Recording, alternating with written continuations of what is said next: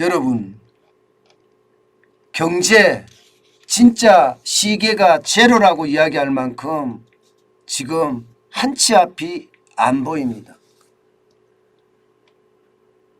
그만큼 말입니다. 러시아가 우크라이나를 침공한 것으로부터 시작을 해서 유가가 급등하면서 물가가 폭등하는 것, 그리고 미국의 금리 인상, 중국의 경기 둔화, 뭐 한두 가지가 아닙니다. 그야말로 경제는 시계 제로라고 이야기할 수 있습니다. 오죽했으면 기획재정부 제1차관이 말입니다.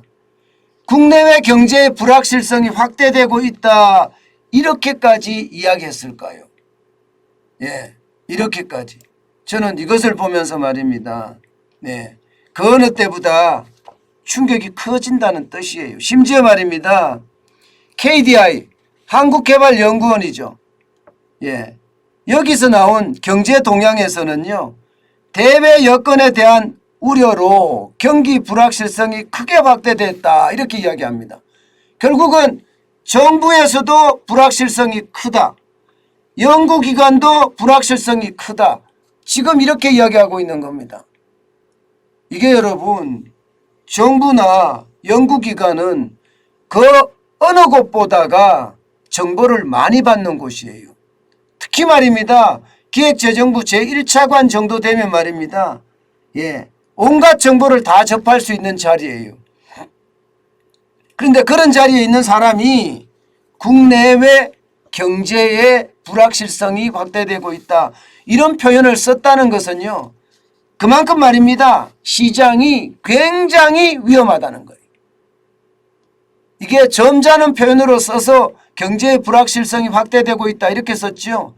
이게 점잖은 표현이 아니라 좀 강하게 썼다면 금융위기 온다, 경제위기 온다, 이렇게도 좀 쓸 수가 있습니다. 금융감독원장 같은 경우는 아예 취임사에서 그렇게 이야기했잖아요. 퍼펙트 스톰이 다가오고 있다. 크고 작은 위기가 계속 몰려오고 있다, 이렇게 이야기했잖아요. 그래도 기획재정부 차관은 점잖은 표현으로 저는 썼다고 생각을 합니다. 그만큼 우리 경제는요, 앞이 안 보인다, 이렇게 이야기할 수가 있습니다. 그럼 왜 그럴까요? 왜? 유가 난리 났잖아요. 가장 큰 문제는요, 현재 문제는 러시아가 우크라이나를 침공하고 나서 거기에 따르는 서방의 경제 제재가 뒤따랐습니다. 심지어 러시아의 어떤 원유 검수 조치까지 내려졌습니다. 그러다 보니까 유가가 엄청나게 올라갔죠. 물론 오늘 새벽에는 엄청 떨어졌어요. 또 폭락을 했습니다. 여러분 보시는 것처럼 북해산 브렌트유는 127.98까지 올라갔고요. 서부 텍사스산 중진유는 123.7달러까지 배럴당 올라갔습니다. 그만큼 말입니다. 아유, 죄송합니다.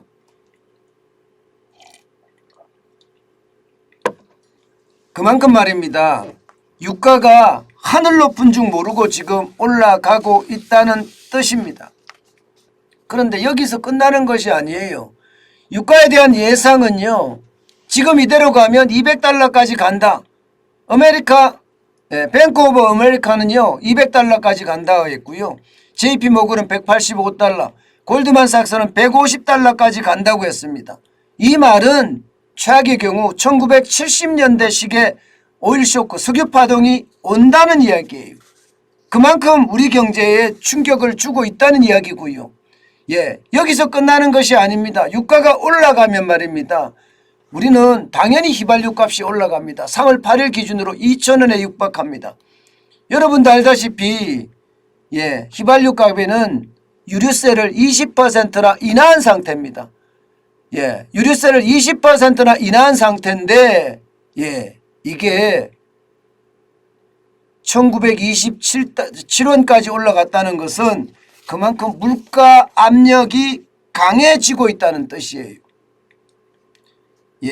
지금 이대로 가면 여러분, 휘발유 값이 이대로 올라가면 앞으로 한 3, 4주 후가 되면요, 우리 시장에 미치는 영향은 엄청날 거예요.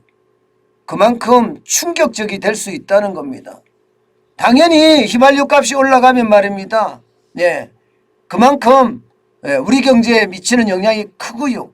게다가 원달러 환율까지도 올라가고 있습니다. 지금 1235.5원까지 올라갔거든요. 물론 오늘은 좀 떨어질 거라고 예상은 해요. 전 세계 시장이 좀 불안하니까 떨어질 거라고 예상은 하지만 이게 환율까지 올라가고 유가도 올라가고 이렇게 되면 어떻게 될까요? 대한민국의 가장 큰 성장 동력이라고 이야기할 수 있는 수출이 망가진다는 사실이에요. 수출이 그 어느 때보다 어려워진다 이렇게 이야기하고 있습니다. 여러분도 알다시피 12월 달에 적자였죠. 1월 달에는 역대 최대로 적자였습니다. 게다가 2월 달에는 흑자가 8억 4천만 달러 흑자가 났다고 하지만 에너지 수입을 줄여서 억지 흑자를 냈습니다. 억지로 흑자를 냈습니다. 그렇기 때문에 그건 흑자라고 할 수가 없고요. 3월 달에 상황이 더 나빠진다면 이것은 굉장히 충격을 줄 수도 있습니다. 어디 그뿐입니까? 물가에는요. 물가에도 영향을 미칠 수밖에 없습니다. 지금 2월 달에 소비자 물가 상승률이 3.7%라고 이야기하지만 3월 달에는 4%가 넘어설 거다 하는 예측도 지금 많이 나오고 있습니다.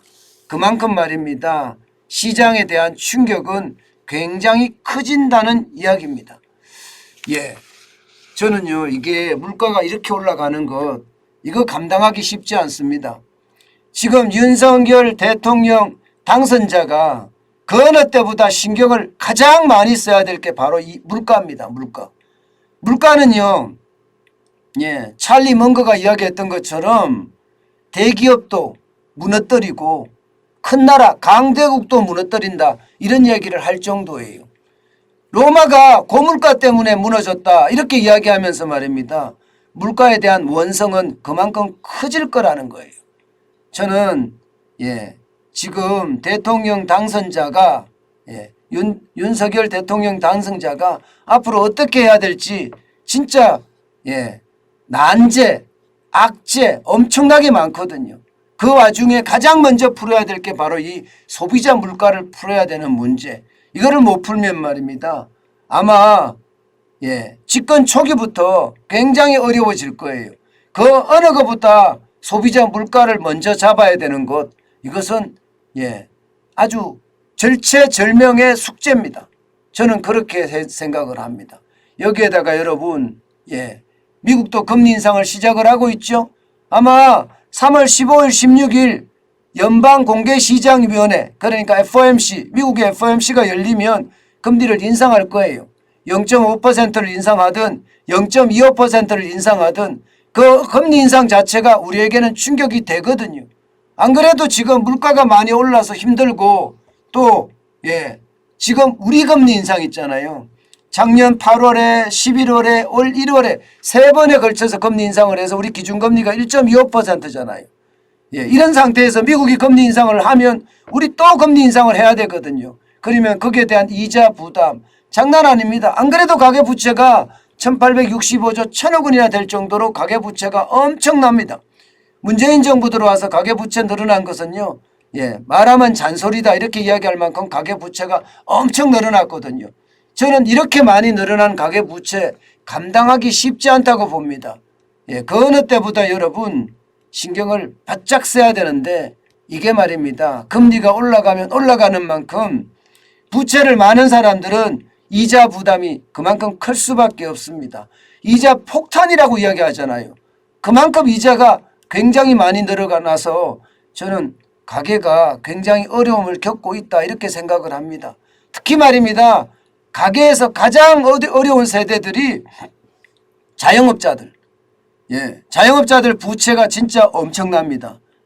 자영업자들은 언제 어느 때 툭 하고 터질지 모른다고 이야기할 정도예요. 거기에 대한 어떤 방안이 그 어느 때보다 철저하게 마련이 돼야 된다고 생각을 하고요.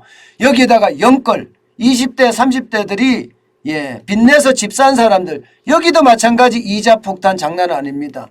거기에 대한 대책도 저는 반드시 필요하다고 생각을 해요.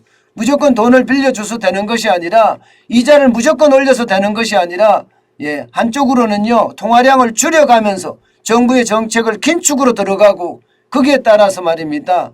이자는 좀 더 적게 올리면서도 통화 정책을 잘 쓸 수 있지 않을까 저는 그렇게도 생각을 합니다. 또한 말입니다. 국가 부채는 또 어떻게 합니까? 이것은 여러분 장난 아닙니다.